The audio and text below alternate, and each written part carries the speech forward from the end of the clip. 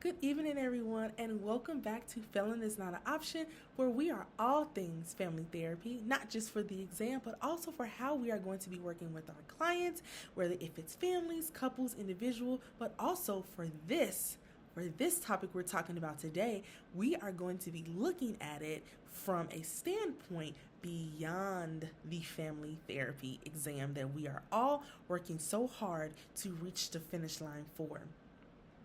Been having quite a few people that are kind of like struggling with understanding systems theory and the family dynamics. So today we're going to just decode some of that, and I want to just be like, oh my god, that makes sense now. This is what I'm trying to do with this video today. So we're going to take a deep dive into it, but the first thing that we're going to focus on, we're going to focus on these key theorists, right?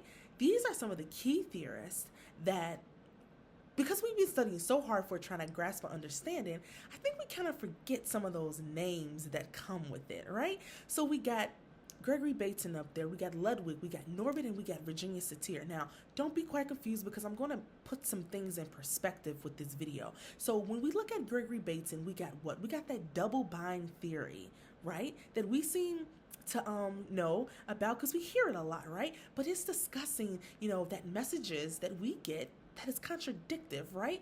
And they believe that it could lead to, people having schizophrenia, right? And then you take Ludwig and we have general systems theory. Now, watch this. Listen to how I'm going to put this, right? Because take a look at that next bullet point that I have under there and make sure you're reading it for understanding. Right? So your general systems theory influences all of our systemic family therapy models. And I'm going to show you just how it does that, because I know that some people are kind of like getting confused when they see a question that is asking them about, in a systemic perspective, and where they're like, well, what are they asking for? Are they asking for general systems theory? Well, yes, they are. They are asking, but they could still be asking very well regarding structural, strategic, because those are your systems theories that aligns with the models and everything that we've been learning. Structural, strategic, Virginia Satir's model, Bowen, those are your systems therapies, right, that we use, and it draws from general systems theory. That's why you see Virginia Satir up there. That's also why you see Don Jackson, you see Jay Haley for strategic, you see Salvador Minushkin for structure and family therapy, and you also see Murray for Bowen family systems theory, because it draws from GST, general systems theory. Each and every one of them before you draws from general systems theory. And I'm going to put this right here, and I want each of us to look at this. You see, I have general systems theory, but there's something that is highlighted in green. Read that, live by that, and understand that. General systems theory is the foundation of all of our systemic family therapy models: structural family therapy, strategic family theory, Bowen systems theory, and exponential family therapy. It draws from general systems theory. So even though we may look and we may see, but boundaries, family rules, and and all of that, and clear boundaries and enmeshed boundaries, isn't that strategic family therapy? Yes, it is. And guess where all of that came from about the patterns, right? And about the family rules and things. Guess where that came from? Systems theory, because structural family therapy is one of your systems therapy that draws from GST. If we go back and take a look at the top, the whole is greater than the sum of its parts, right? Your systemic family therapy model draws straight from that. The whole is greater than the sum of its parts, right? Therapists, systemic therapists, like we are, we look at the patterns of interactions instead of what? Saying that one person is the problem, which we know is what? The identified patient. This is us thinking systemically. This is why marriage and family therapists think systemically. This is how marriage and family therapists think systemically. This is how we think this way, right? So I want you, and the example that I have is like an orchestra, but because I love to sing so much, I'm thinking I should have used a choir, but that's okay. We'll have that choir and that orchestra that's up there, right? Every instrument that you hear, every voice that is singing, there's harmony, right? But what happens when just one, we're looking at just one, not two, not three, not four, not five, but when just one is off key, what happens? The entire system is disrupted, right? So it's not just like it's just this one person that we have to blame, because guess what? When I get to this next part, you're going to be like, oh, okay, that makes sense. It's not just the one person to blame, because when that one person starts singing off wrong, it's going to influence A, and then B, and then C, and it's going to be in loops that's going to be occurred. Because see, if I'm off and I'm singing the wrong key, I'm going to throw the next person off next to me, right? So it's like A influences B, B influences C, right? And it's just the behavior and those patterns, those loops, is maintained by that ongoing interaction that occurs, right? That's how we think, that's how we view, and that's how we look when it comes to systemic therapy models, such as what? Structural, strategic, Bowen, Virginia Satir's model, right?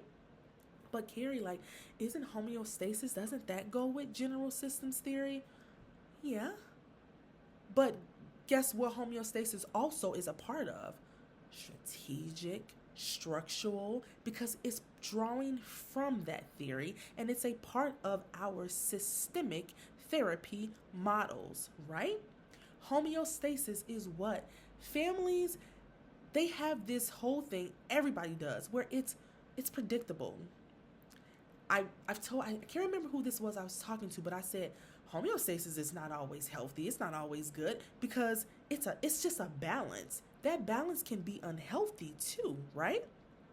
So when we look at words like patterns, interactions, feedback, the identified patient, we're looking at what? Systems theory. That's the theory, but it's drawing on structural therapy, strategic therapy, Bowen family systems therapy, Virginia Satir's model, right? So then, now let's look at this, right?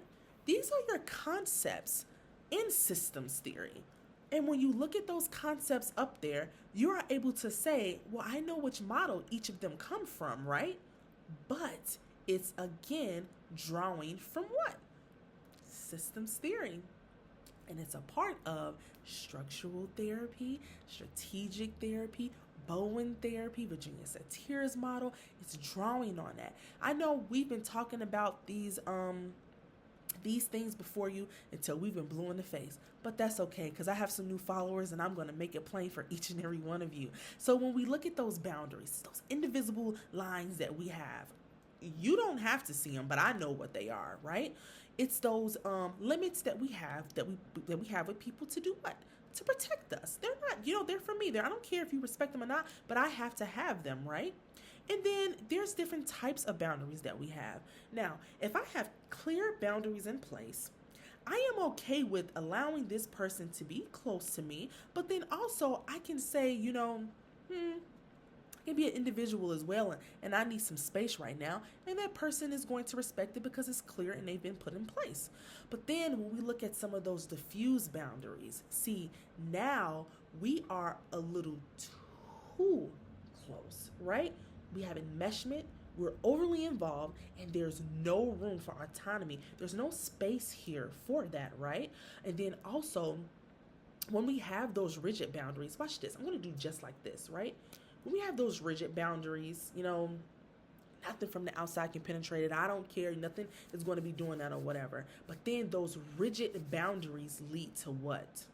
It leads to that isolation, right? It leads to that disengagement. So we're going to be like, even if we're in the same house together, I'm going to separate myself from you, right? Those are those rigid boundaries that we have, right? When we have clear, we have that balance where we can see it. It's right here. It's right here in front of us. Diffuse like this, can't see anything. rigid like this, don't allow anything in, and it's going to lead to that disengagement and that isolation, right? The isolation that we have, right? Those are your different types of boundaries. I taught myself that with the clear boundaries, we have that healthy balance, that diffuse, got a little bit too much going on, no way to, move anything. There's no autonomy. And then we have those rigid where we're just like this, but then we're going to be separate with each other. But see, in structural family therapy, the therapist's goal is to do what? We need to be here. We have that balance, it's clear, and we can see everything that's going on, right? So then when we look at homeostasis, in the family system, all family systems is going to have that tendency to resist change. Why? Nobody likes change. Even if the system is dysfunctional, who cares? It's what we know. It's predictable. I like it. If it changes, it's going to send me all haywire. I don't know what's going to happen. So they are going to try their best to get them back to the way that it was when something disrupts that. That is going to lead us to what? Those good old feedback loops. I love the conversations that I am seeing everyone having in the chat about feedback loops and how to best understand them. Your feedback loops is just simply the system trying to self-regulate itself. Negative feedback loop, it's correcting, right? It's going to keep the system the same. It's going to minimize deviation. It's going to try its best. Oh, stop. We don't like that. No. We need to go back. Let's bring it on back. It's going to maintain that stability. It's correcting. It's going to take it back to the way that it was, right? But then when we get to that positive feedback loop, you see all of the, whoa, stop. No, we don't need that. It's going to amplify it and it's going to increase it. It's going to either get you to move on to get to that growth, or we're going to be causing some of that escalation, like that yelling, that screaming, that fussing and that cussing when that parent finally tells you you're going to be on punishment because you keep coming in late, breaking your curfew, right? If that makes sense. If it does not still make sense, please let me know. If you have an example of a negative feedback loop and a positive feedback loop, please drop it in the comments. I want to hear everyone's perspective. Some people, they struggle with trying to understand the negative feedback loops and a positive. So try to make it so that each and every one of us has an understanding of it if you're going to provide an example. I want to know, your aha moment, like, that makes sense to me now. I would love to read it. I know other people out there are still kind of like struggling, trying to understand it. So if you can, please drop a comment of your example of a negative feedback loop and a positive feedback loop, and let's start teaching each and every one of us, right? This is us going beyond the exam. So here's the thing. When I was studying for this exam, in order for me to have a good understanding of any model, any word that I came across, phrase, intervention, I had to start applying it. I had to make it so that I could understand it. If you've looked at any of these study programs, all of them will tell you, make it so that you can understand it yourself. And that's what I did, right? This is not just for the exam. It's not just for the theory. It is you as a marriage and family therapist, right? So look beyond that one single person that everybody is blaming for everything. And let's take a look at some of those patterns, those dynamics that you are seeing, even when it comes to some of your own personal relationships with people. Look beyond just that one person and be like, wait a minute, there has to be something more that's going on. When I was studying, I was looking at different people I work with, some of my other family members, just trying to do what? I was trying to make it make sense, right? So your systems theory, it reminds us and it lets us know that the behavior is not the individual, it's relational. It's more of a broader context when we are simply just going to look at the system as a whole versus just that one person, right?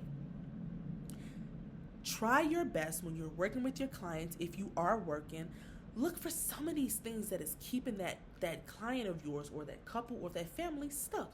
There's some interactions, there's some patterns that's going on that you need to look at in order for you to be like, I see what it is. This is what I can do to get them out of there so we're not stuck in more of the same solutions, right? Homeostasis, that is more of like your bigger thing, right? Because like once we're working in therapy with our clients, our couples, our families or whatever, we got it, but there's something that is still going on, right? That homeostasis, because homeostasis, our status quo, is what we're used to, right? It's predictable to us. When you start to perturb that system, you're going to expect what? You're going to expect either some negative feedback loop to try to take it back, or you're going to experience some of that behavior that's going to amplify and get that family to that second order change that we are trying to get them to, right? Do not just focus on just the one person is having the problem. We are family therapists. We are systemic thinkers. We need to start thinking on a systemic level. Once you are able to do that, you can take any question and be like, I need to think systemically when it's coming to these questions. That is like one of your best things to do, is to think systemically when it comes to looking at these questions. Think systemically when you're sitting there working with your clients. Think systemically when you're sitting there and you looking at your family and they doing all kinds of stuff and you the one that's sitting there and you just a cool, calm, and collective one. There's a reason for that. Think systemically when it comes to that. Let's take a look at some questions, okay? When a family reacts to a teenager's rebellion by grounding them, which leads to the teen to comply and restore balance in the family, this is an example of what? So let's go back and let's look at that, right?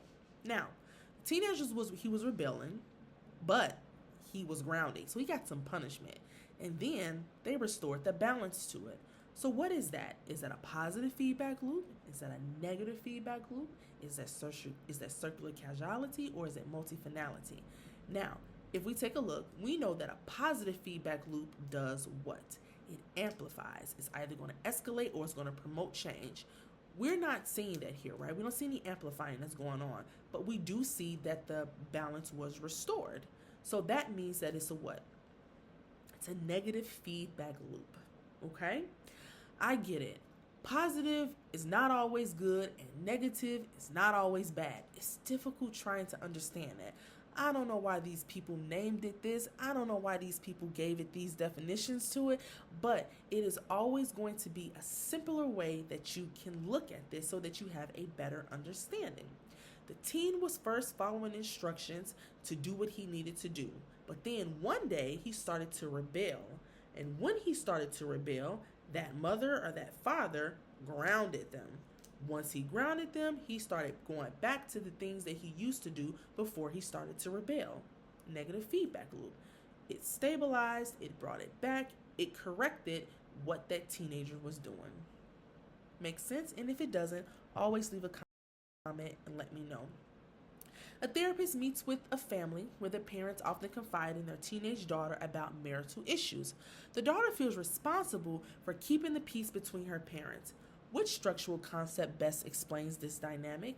Now, if you haven't already noticed, these are all systemic perspective questions that we are having here. But this one says structural therapy concept, which means it is our systemic therapy model because it draws from what? General systems theory. Now, which structural concept best explains this? Let's go back and look. The parents confide in their teenage daughter. Why, I don't know, because the parents should be here and the daughter should be there.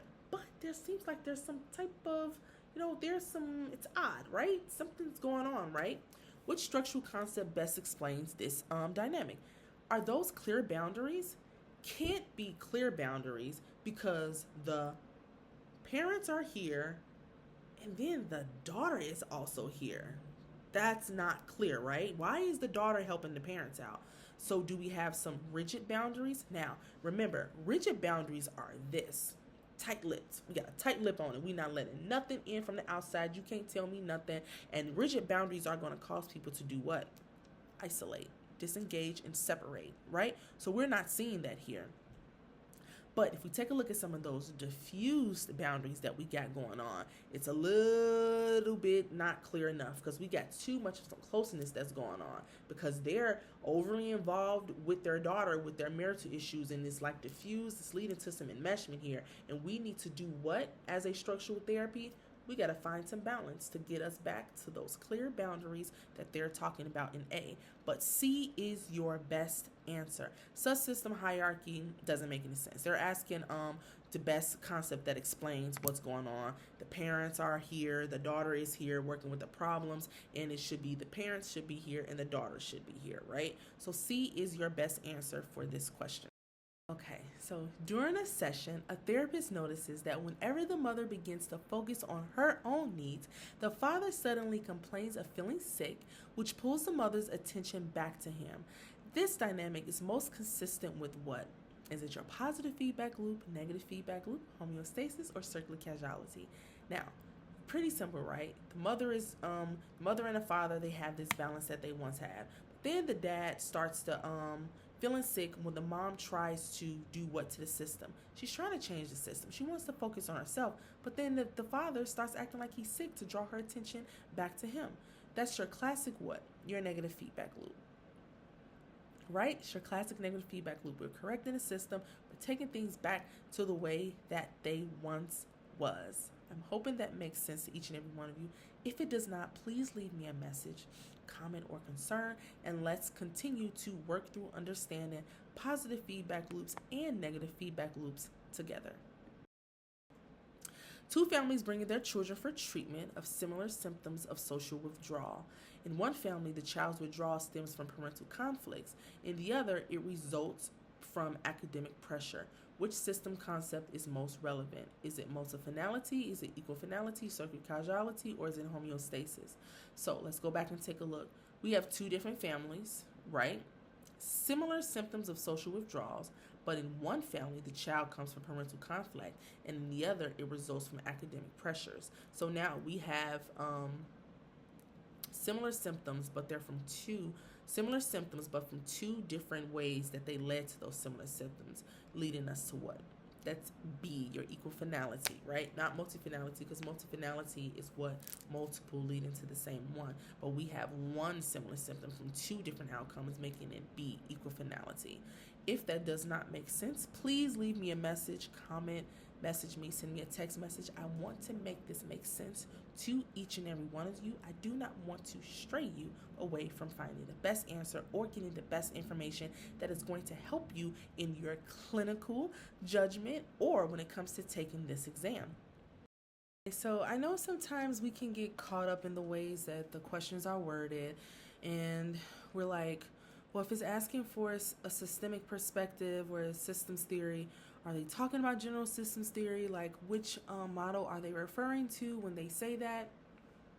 The thing about it is, like what I've been talking about in this video, is that all of our systemic therapy model draws from general systems theory. So look at it as a way of, it's like a question that is asking you to think systemically, and you need to find the best answer that is going to have you thinking systemically. That's how I look at it. That's how I taught myself. I knew going in for this exam, I remember hearing a lot of people say, the only thing I can tell you is to think systemically. And that is how I, truth be told, really learned, was just to think systemically. Don't get caught up in it. I know I have some people that are testing tomorrow. Some are testing like late next week as well. Remember, if you come across a question and you're finding that you feel like you cannot get it down to that best answer, flag it and just move on. Don't get too caught up on a question that you cannot find the best answer to. Flag it, write it down, and then move on, and you will always have time to come back if you do that.